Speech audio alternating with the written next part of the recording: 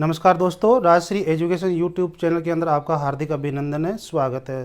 दोस्तों, मेरा वीडियो आपको अच्छा लगे तो लाइक शेयर सब्सक्राइब करना न भूलें और साथ में आने वाले नोटिफिकेशन के लिए बेल आइकन बटन को भी ज़रूर दबाए दो।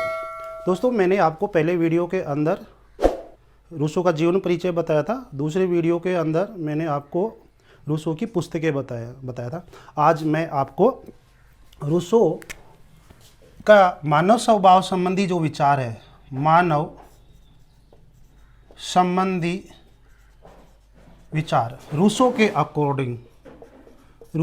अकॉर्डिंग मनुष्य का जो मानव संबंधी जो विचार है वो क्या होता है, वो आप समझिए। सबसे पहले मैं बात करता हूँ, थोड़ी तुलना करता हूँ। जो सामाजिक समझौते वाले जो विद्वान हुए हैं, आप याद रखना सामाजिक समझौता किस किस ने दिया, तो एक फार्मूला याद रखना, हाल रू। हा का मतलब होता है होप्स, ले का मतलब होता है लोग, और रे का मतलब होता है रूसो। तो आप हालरू फार्मूले से आप सामाजिक समझौते वाले विद्वानों को याद रखना है। और ये क्रम है, सबसे पहले होप्स आए, फिर लोग आए, फिर रूसो आए। तो हम इनकी मानव संबंधी विचारों की तुलना करते हैं। होप्स क्या मानता था? मानव का जो स्वार्थ है, होप्स के अकॉर्डिंग मानव का जो स्वभाव है वो क्या है? स्वार्थी है, झगड़ालू प्रवृत्ति का है। झगड़ालू प्रवृत्ति का है, ठीक है ना? झगड़ालू प्रवृत्ति का है और क्रूर है और तो होप्स के अकॉर्डिंग मानव का जो स्वभाव है वो कैसा है? स्वार्थी है, झगड़ालू प्रवृत्ति वाला है, क्रूर है। जबकि लोक के अकॉर्डिंग मानव का स्वभाव कैसा होता है? अच्छा है। मानव का स्वभाव शांति प्रिय है, प्रेम भावना वाला है और सद्जीवन वाला है। ये लोक के अकॉर्डिंग। ठीक इससे उल्टा ये कह रहे हैं स्वार्थी होता है, झगड़ालू होता है, क्रूर होता है, अत्याचारी वाला होता है। होप्स के अकॉर्डिंग लोक क्या कह रहा है कि मानव का स्वभाव अच्छा होता है, शांति प्रिय होता है, प्रेम भावना वाला होता है, सद्जीवन वाला होता है। लेकिन ये रूसो क्या मानता है कि रूसो कहता है कि मानव का स्वभाव क्या होता है? अच्छा होता है, और अच्छे के साथ साथ उसमें क्या होता है? भोलापन होता है। ठीक है, अब ध्यान दो, ये रूसो कई बार यहां से प्रश्न आता है कि रूसो के जो मानव संबंधी विचार है वो किसके निकट है, या रूसो ने मानव संबंधी विचार किससे प्रभावित होकर दिए? तो आपका आंसर होना चाहिए मेरे दोस्तों कि रूसो के मानव संबंधी विचार है वो प्लेटो व लोक से प्रभावित है। अर्थात प्लेटो व लोक के मानव संबंधी विचारों के बहुत ज़्यादा निकट है। तो अपन ये कह सकते हैं कि रूसो के मानव संबंधी विचार लोक और प्लेटो के नज़दीक है, निकट है। तो ये भी कह सकते हैं कि रूसो के मानव संबंधी विचार किन दो व्यक्तियों से प्रभावित है? तो आपका आंसर होना चाहिए प्लेटो और लोक। लोक क्या कहता है कि मानव का स्वभाव कैसा है? अच्छा है, शांति प्रिय है, प्रेम भावना है। तो अच्छा, शांति प्रिय, प्रेम भावना क्या हो गया? रूसो के अकॉर्डिंग अच्छा हो गया। ओके, फिर कहता है कि लोक कह रहा है कि सद्जीवन वाला भी है। तो सद्जीवन की बात लोक भी करता है, ये प्लेटो भी करता है। प्लेटो ने रिपब्लिक के अंदर लिखा था कि सद्गुणी क्या है? न्याय है। सद्गुणी ही क्या है? न्याय है। तो ये प्लेटो ने लिखा था। प्लेटो रिपब्लिक का मुख्य विषय था सद्गुण ही न्याय है। रिपब्लिक में रिपब्लिक के अंदर प्लेटो ने लिखा था कि सद्गुण ही क्या है? न्याय है। तो दोस्तों कहीं ना कहीं रूसो के मानव संबंधी जो विचार है वो लोक से और प्लेटो से प्रभावित है। यहाँ एक प्रश्न आपके सामने आ सकता है कि रूसो के मानव संबंधी विचार किससे प्रभावित है, या रूसो मानव संबंधी विचारों के लिए किसके निकट है, किससे सहमत है। तो आपका आंसर होना चाहिए तो लोक और प्लेटो, क्योंकि लोक और प्लेटो जैसे मानव संबंधी विचार रूसो ने दिया। अब अपन बात करते हैं कि रूसो ने मानव संबंधी विचारों को अच्छा क्यों माना, उसके बारे में विचार करते हैं हम।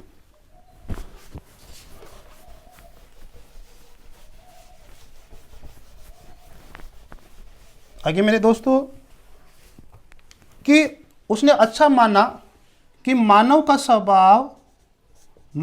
स्वभाव रूसो ने अच्छा क्यों माना। ये क्वेश्चन आपसे कोई किया जाए तो आपका आंसर क्या होना चाहिए। तो उसने कहा है कि मानव का स्वभाव का अच्छा क्यों माना गया है, क्योंकि उसमें मानव का स्वभाव को अच्छा मानने के लिए उसने एक प्रमाणित किया। उसने कहा कि मानव के अंदर 2 प्रकार की मूल प्रवृत्तियां होती हैं। कितने प्रकार की भाई मेरे दोस्तों? 2 प्रकार की मूल प्रवृत्तियां होती है। पहली मुख्य मूल प्रवृत्ति आत्मरक्षा की मूल प्रवृत्ति। दूसरी जो मूल प्रवृत्ति है वो कौन सी है? सहानुभूति। कौन सी है मेरे दोस्तों? सहानुभूति की मूल प्रवृत्ति ये है। तो मनुष्य रूसो ये कहना चाह रहा है कि मानव अच्छा क्यों होता है, उसके पीछे 2 रीजन है, उसके अंदर 2 मूल प्रवृत्तियां पाई जाती है। पहली प्रवृत्ति कौन सी है? आत्मरक्षा की मूल प्रवृत्ति, और दूसरी मूल प्रवृत्ति कौन सी है? सहानुभूति की मूल प्रवृत्ति मेरे दोस्तों। फिर ये कहता है कि ध्यान दो, आत्मरक्षा वाली मूल प्रवृत्ति होती है वो किस पर निर्भर है? स्वार्थ पर, स्वहित पर। ये प्रवृत्ति केवल स्वयं का हित चाहती है। ये झगड़ालू होती है, ये झगड़ालू होती है, स्वार्थ वाली होती है, स्वहित होती है, झगड़ालू होती है। इसमें अपने और पराये का नहीं देखा जाता है। ठीक है, आगे बात करते हैं। यहां रूसो क्या कहना चाहते हैं कि जैसे मान लीजिए कोई संकट आ जाता है, कोई संकट आ गया या कोई विपत्ति आ गई इंसान के अंदर, कोई विपत्ति आ गई इंसान के अंदर, व्यक्तियों के अंदर, समाज के अंदर, तो रूसो ये कह रहा है कि जो मनुष्य है वो इस आत्मरक्षा की मूल प्रवृत्ति के कारण वह स्वयं को सबसे पहले बचाना चाहता है उस विपत्ति से। देखो, जैसे ये समाज है अपना और ये एक परिवार है अपना, तो मेरे दोस्तों परिवार के ऊपर, समाज के ऊपर कोई विपत्ति आ गई तो आप सबसे पहले समाज को बचाना चाहोगे या अपने परिवार को बचाना चाहोगे? बताओ। तो परिवार को बचाना चाहोगे ना। वही बात रूसो ये कह रहा है कि आत्मरक्षा की मूल प्रवृत्ति के कारण व्यक्ति सबसे पहले स्वयं का हित देखता है, समाज के हित को नजरअंदाज कर देता है। इसलिए अब एक व्यक्ति होता है, समाज के ऊपर विपत्ति आ गई और परिवार के ऊपर भी विपत्ति आ गई, तो समाज को नजरअंदाज करके वो परिवार को बचाना चाहता है। और ध्यान दो, यहां लिखता हूं मैं व्यक्ति स्वयं। अब मान लीजिए सभी के ऊपर विपत्ति पड़ रही है, समाज के ऊपर भी पड़ रही है, परिवार के ऊपर भी पड़ रही है, व्यक्ति के ऊपर भी पड़ रही है, तो सबसे पहले व्यक्ति होता है वो समाज को नजरअंदाज करके परिवार को बचाना चाहता है, और परिवार के ऊपर कोई विपत्ति पड़ जाती है तो वो अपने आप को बचाने की कोशिश करता है। समझ में हो गई? तो ये जो आत्मरक्षा की जो मूल प्रवृत्ति है, इसके कारण व्यक्ति अपने आप को जिंदा रखता है। रूसो इसीलिए कहता है कि व्यक्ति है, आज जो समाज में अपन लोग खड़े हैं इसी मूल प्रवृत्ति के कारण समाज में है, आज अपन यहाँ पर है। अगर ये मूल प्रवृत्ति, आत्मरक्षा वाली मूल प्रवृत्ति नहीं होती तो मानव आदि काल में ही प्राकृतिक संकटों से, जीव जंतुओं से हम खत्म हो जाते, लेकिन आत्मरक्षा की मूल प्रवृत्ति के कारण हम आज जिंदा है। तो ये आत्मरक्षा की मूल प्रति कहीं ना कहीं व्यक्ति के स्वयं के हित के बारे में सोचती है। इसमें व्यक्ति समाज से पहले परिवार, परिवार से पहले व्यक्ति स्वयं अपना भला सोचेगा, अपने जीवन की सुरक्षा करता है। इसलिए यहां पर रूसो क्या कहता है? रूसो क्या कहता है? रूसो क्या लिखता है? मनुष्य का प्रथम कानून, मनुष्य का प्रथम कानून स्वयं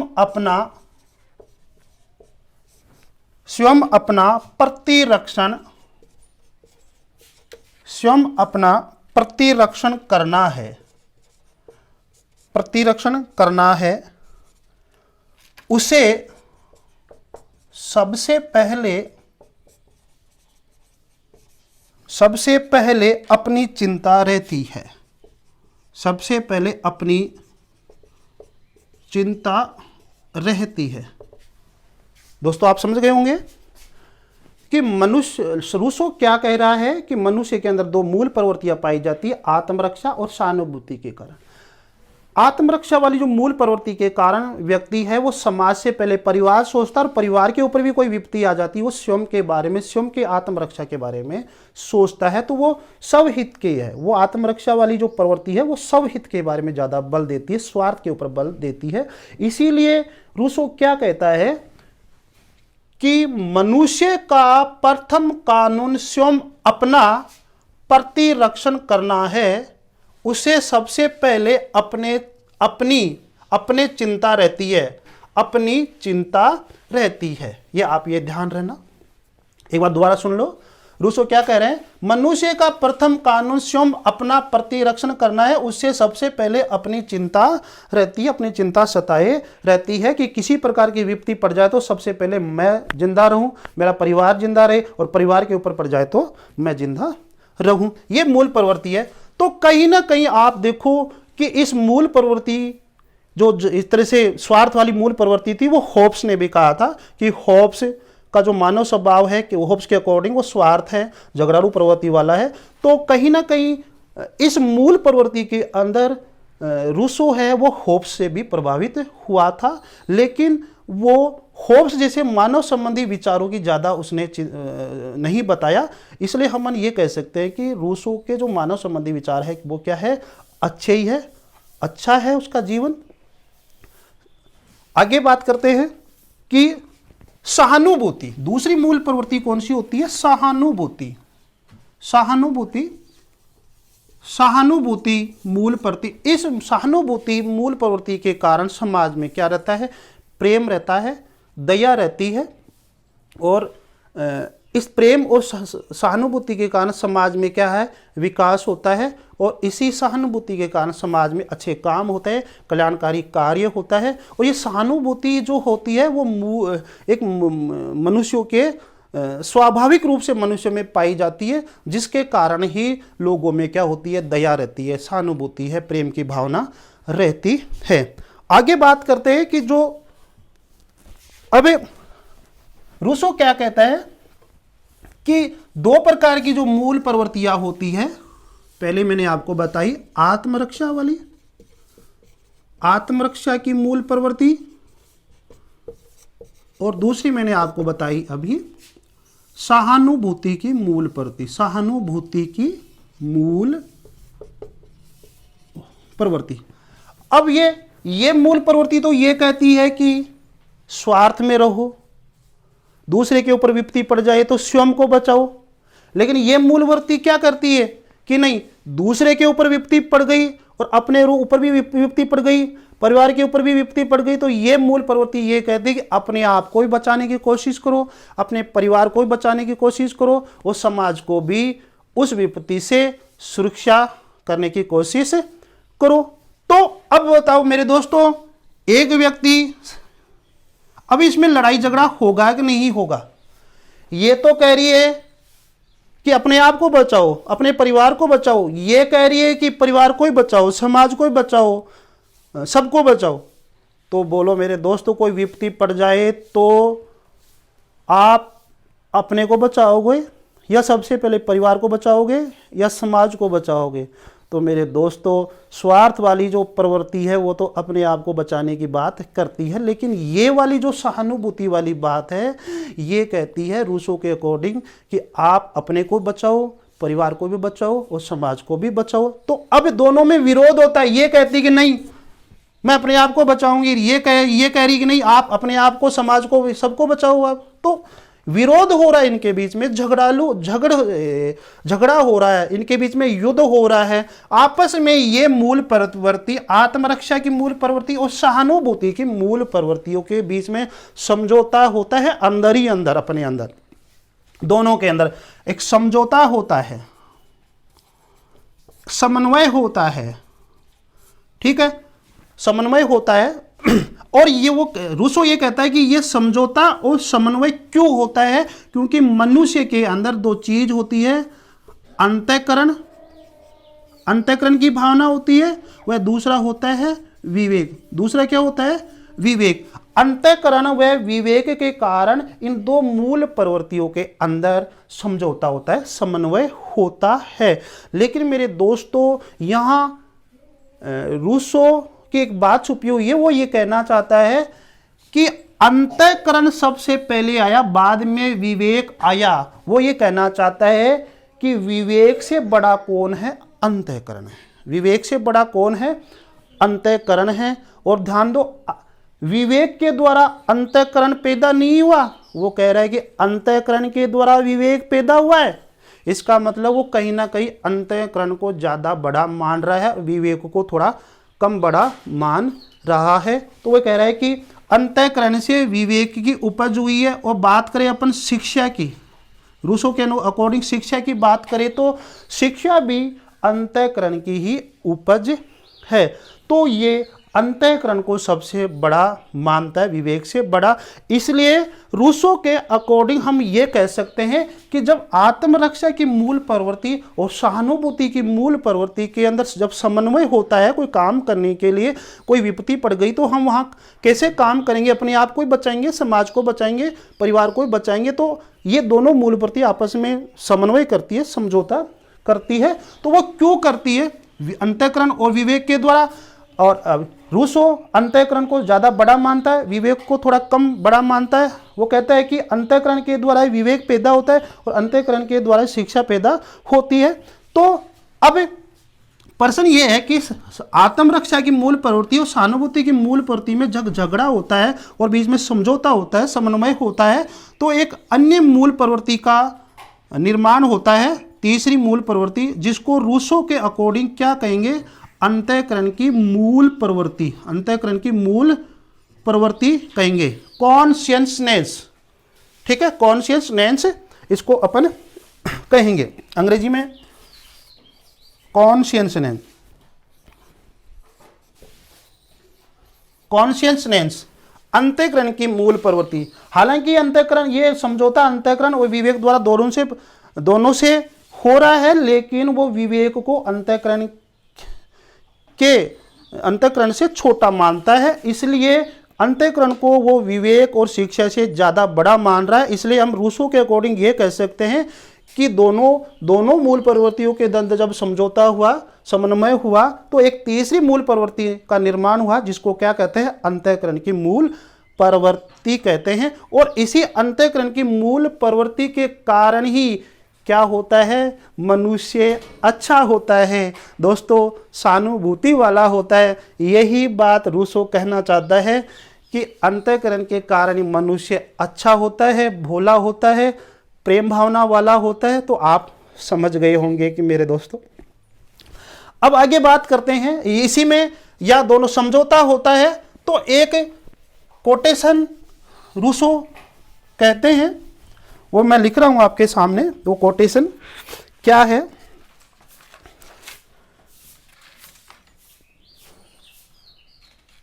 कि रूसो के अकॉर्डिंग, पेन दूसरा ले लेता हूं, रूसो के अकॉर्डिंग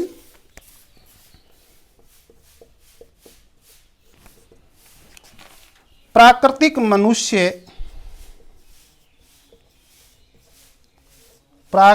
मनुष्य वह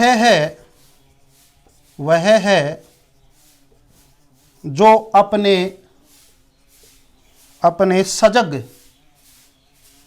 सजग को अपन यहां पर अंतःकरण भी लिख सकते हैं, अंतःकरण एवं प्रबुद्ध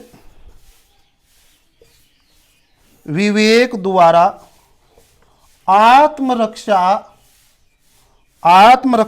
और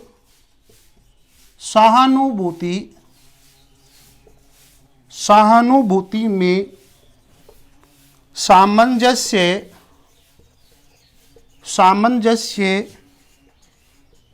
स्थापित करता है। ध्यान दो, दोनों मूल प्रवृत्तियों के अंदर जब झगड़ा होता है तो समन्वय हो गया, समझौता होता है, और समझौते के कारण एक तीसरी मूल प्रवृत्ति का जन्म होता है जिसको कहते हैं अंतःकरण। हालांकि तीसरी मूल प्रवृत्ति का जन्म अंतःकरण और विवेक के द्वारा होता है, लेकिन रूसो कहीं ना कहीं विवेक को कम महत्व दे रहा है, शिक्षा को कम महत्व दे रहा है और अंतःकरण को ज्यादा बड़ा मान रहा है। तो क्योंकि ये अंतःकरण को ज्यादा महत्व क्यों दिया है, क्योंकि रूसो उस समय में लोग बुद्धि को ज्यादा समझते थे, अंतःकरण को कम महत्व देते थे, इसीलिए उसने कहा कि नहीं, अंतःकरण सबसे बड़ा है, अंतःकरण के द्वारा विवेक का जन्म हुआ है। तो अब ये समझौता कैसे हुआ, तो ये कोटेशन लिखता है रूसो कि प्राकृतिक मनुष्य वह है जो अपने सजग अर्थात अंतःकरण एवं प्रबुद्ध विवेक के द्वारा, अंतःकरण विवेक के द्वारा आत्मरक्षा जो मूल प्रवृत्ति है, पहली मूल प्रवृत्ति है आत्मरक्षा, और सहानुभूति जो दूसरी मूल प्रवृत्ति है में सामंजस्य स्थापित करता है। समझ में आ गई? तो ये सामंजस्य दोनों मूल प्रवृत्तियों के अंदर सामंजस्य स्थापित करके ही मनुष्य क्या है, अच्छा है, भोला है, प्रेम भावना वाला होता है। तो आप समझ गए होंगे कि रूसो के अकॉर्डिंग मनुष्य का स्वभाव अच्छा क्यों होता है। ठीक है दोस्तों, अब उसने वो क्या रूसो क्या कहता है, देखो कि रूसो के अकॉर्डिंग क्या है कि वह अंतःकरण को सबसे बड़ा मानता है। अंतःकरण से छोटा किसको मानता है? वो ये इस तरह से चिन्ह लगा देता हूं मैं, ये बड़ा है। फिर बुद्धि का मतलब अपन विवेक मानेंगे, विवेक, और बाद में मानेंगे अपन शिक्षा। ठीक है, शिक्षा। वो कह रहा है कि अंतःकरण किसकी उपज है, सॉरी, अंतःकरण के द्वारा ही बुद्धि या विवेक का जन्म हुआ है, और अंतःकरण के द्वारा किसका निर्माण हुआ? शिक्षा। तो शिक्षा को तो कहीं ना कहीं अपन ये समझे कि वह अंतःकरण को सबसे बड़ा मानता है और बुद्धि भी विवेक को कम मानता है। हालांकि वो विवेक को कम मानता, लेकिन विवेक का विरोधी नहीं है। विरोधी थोड़ा सा हल्का सा विरोधी है, थोड़ा सा विरोधी है, ज्यादा विरोधी नहीं है। ठीक है, अब वो क्या कहता है, इसीलिए वो अंतःकरण को ज्यादा महत्व देता है और बुद्धि व विवेक को कम महत्व देता है। इसीलिए उसको मेरे दोस्तों रूसो को क्या कहते हैं? विवेक विरोधी। क्या कहेंगे? विवेक विरोधी कहेंगे। और विवेक विरोधी को अपन अंग्रेजी में क्या कहेंगे? और anti rational, anti rational, anti rational, anti rational, विवेक विरोधी। और दूसरा प्रश्न बनता है कि रोमांटिक व्यक्ति, रोमांटिक, ठीक है, रोमांटिक व्यक्ति, रोमांटिक, रोमांस करने वाला व्यक्ति। ठीक है मेरे दोस्तों, तो रूसो को हमें विवेक विरोधी, हालांकि विवेक विरोधी वो था नहीं, लेकिन थोड़ा सा उसने अंतःकरण को ज्यादा बल देकर उसको ये कह सकते हैं कि वो विवेक विरोधी है। ठीक है, और रोमांटिक, एक रोमांस करने वाला कहा जाता है उसको। रोमांटिक क्यों कहा जाता है? आपका आंसर होना चाहिए, आपसे प्रश्न किया जाए कि मनुष्य रूसो विवेक विरोधी है या रोमांटिक है, पहला कथन में आ जाए, दूसरा कथन में आ जाए क्योंकि वह अंतःकरण को विवेक से ज्यादा बल देता है, अंतःकरण को ज्यादा, तो ये इसकी सही व्याख्या करता है मेरे दोस्तों। तो आप समझ गए होंगे कि रूसो को विवेक विरोधी या रोमांटिक व्यक्ति क्यों कहते हैं। इस अंतःकरण को ज़्यादा बल देने के कारण इसको ये कहते हैं। तो आगे बात करते हैं कि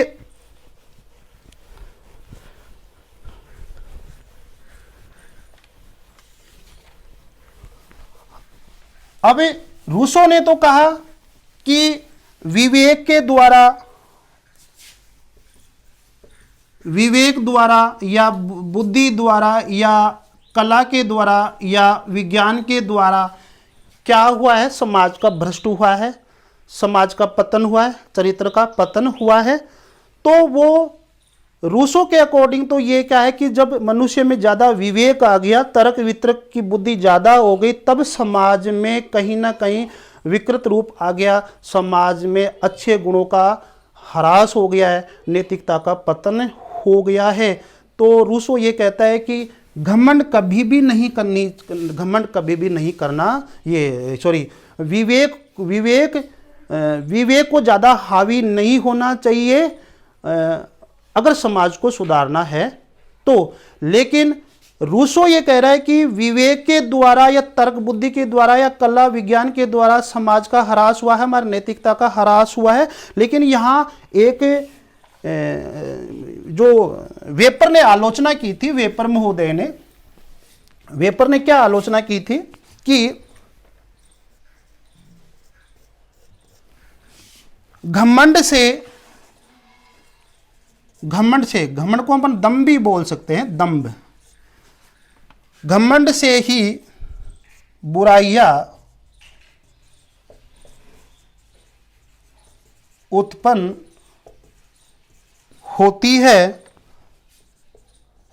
संपूर्ण विश्व के मनुष्य इसके जाल में फंस जाते हैं।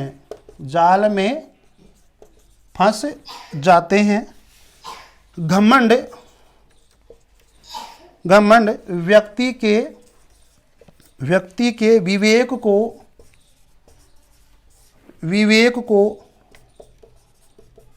उस समय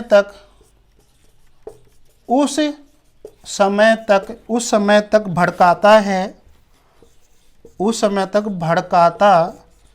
भड़काता है जब तक कि वह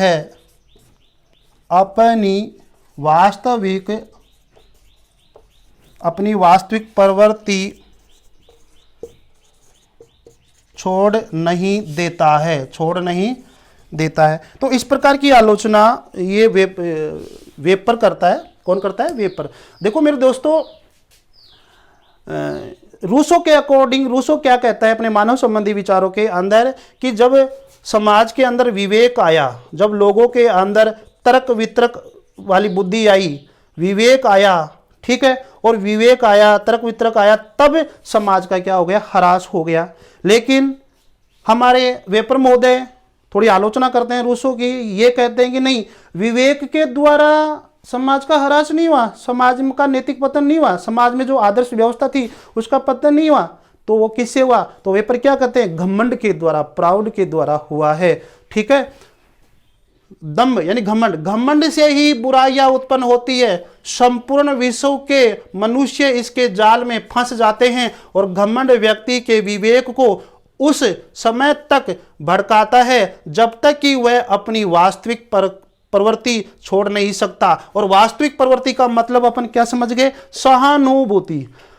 सहानुभूति। जब तक मनुष्य में सहानुभूति है तब तक घमंड उसके ऊपर घमंड रहता है, और जब तक घमंड रहता है तो सहानुभूति काम नहीं करती है। और घमंड जब तक रहता है जब तक उसकी सहानुभूति खत्म नहीं होती है, तो घमंड प्रभावी होता है। और घमंड से ही क्या है?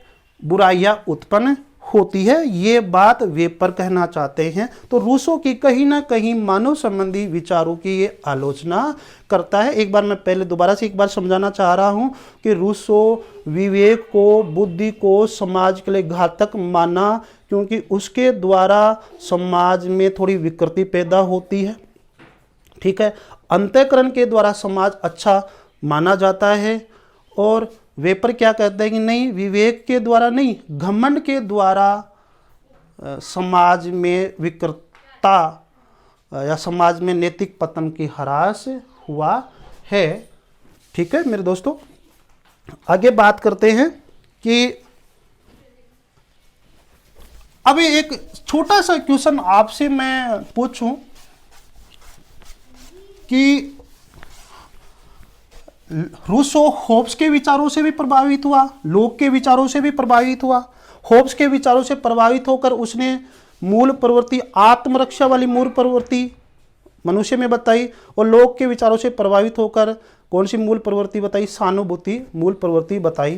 तो होब्स के अनुसार मानव का स्वभाव कैसा है, बुरा है, स्वार्थी है, स्वार्थी है। लोक के अनुसार मानव का स्वभाव क्या है, अच्छा है, प्रेम भावना वाला है। तो रूसो ने क्या किया कि दोनों को मिलाया, आत्मरक्षा वाली मूल प्रवृत्ति को मिला दिया और सहानुभूति वाली मूल प्रवृत्ति को भी मिला दिया। तो इन मूल प्रवृत्तियों के अंदर हम ये देखें कि मूल प्रवृत्तियों के अंदर कहीं ना कहीं रूसो होब्स व लोक के विचारों के भी बहुत निकट है, लेकिन उसके मानव संबंधी विचारों में आपका आंसर होना चाहिए केवल लोक और प्लेटो के विचारों से वो सहमत है, उनके निकट है, करीब है। तो वह बुरा और अच्छा दोनों को माना। तो उसने एक कहा कि मनुष्य का स्वभाव कैसा होना चाहिए, मध्यम वाला स्वभाव होना चाहिए, मध्यम स्वभाव। ध्यान दो, अरस्तु ने भी मध्यम शब्द का प्रयोग किया था। अरस्तु ने भी मध्यम शब्द का प्रयोग किया, लेकिन वो लोकतांत्रिक व्यवस्था के लिए किया था। लोकतांत्रिक व्यवस्था के लिए कहा कि मध्यम वर्ग का लोकतांत्रिक व्यवस्था में हिस्सा होना चाहिए। समझ में आ गया? तो लोकतांत्रिक व्यवस्था में मध्यम वर्ग का हिस्सा होना चाहिए, ये तो अरस्तु बात करता है। लेकिन अपन कह रहे हैं कि स्वभाव से संबंधित, कि मनुष्य अच्छा भी होता है और बुरा भी, अच्छा भी होता है और बुरा भी होता है। तो रूसो ये कहता है कि मनुष्य का स्वभाव कैसा होना चाहिए, मध्यम प्रवृत्ति का होना चाहिए। समझ में आ गया आप लोगों के?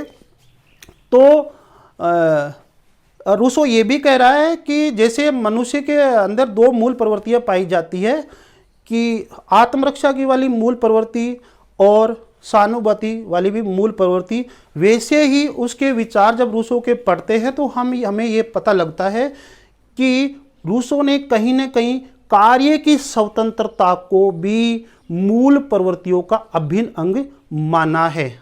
वो कहता है कि कार्य की स्वतंत्रता नहीं रहेगी तो मनुष्य नहीं रहेगा। ठीक है, उसमें मनुष्यत्व का गुण समाप्त हो जाएगा।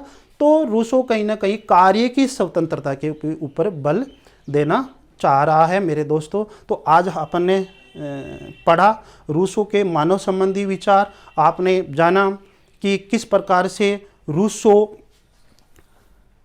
प्लेटो और लोक के मानव संबंधी विचारों से सहमत है, उसके निकट है, इसलिए उसने मानव के स्वभाव को अच्छा माना और अच्छा बनाने के लिए उसने समझाया, प्रमाणित किया कि दो उसके अंदर मूल प्रवृत्तियां होती है, आत्मरक्षा वाली और सहानुभूति। दोनों के अंदर जब झगड़ा होता है, दोनों के अंदर समन्वय होता है, समझौता होता है, तो वो क्यों होता है? अंतःकरण और विवेक के कारण होता है। रूसो ने विवेक को कम महत्व दिया, अंतःकरण को ज़्यादा महत्व दिया। ठीक है, इसलिए उसकी दोनों प्रवृत्तियों के अंदर जब समझौता है तो अपन ये कह सकते हैं कि उसकी तीसरी मूल प्रवृत्ति क्या है?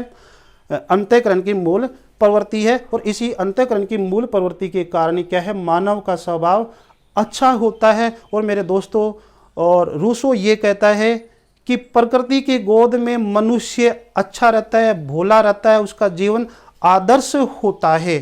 ठीक है मेरे दोस्तों, आज आपको समझ में आ गया होगा रूसो के अकॉर्डिंग मानव संबंधी विचार क्या है। आज की क्लास यहीं समाप्त करने जा रहा हूं। दोस्तों, मेरा वीडियो आपको अच्छा लगे तो लाइक, शेयर, सब्सक्राइब जरूर करें। दोस्तों, धन्यवाद।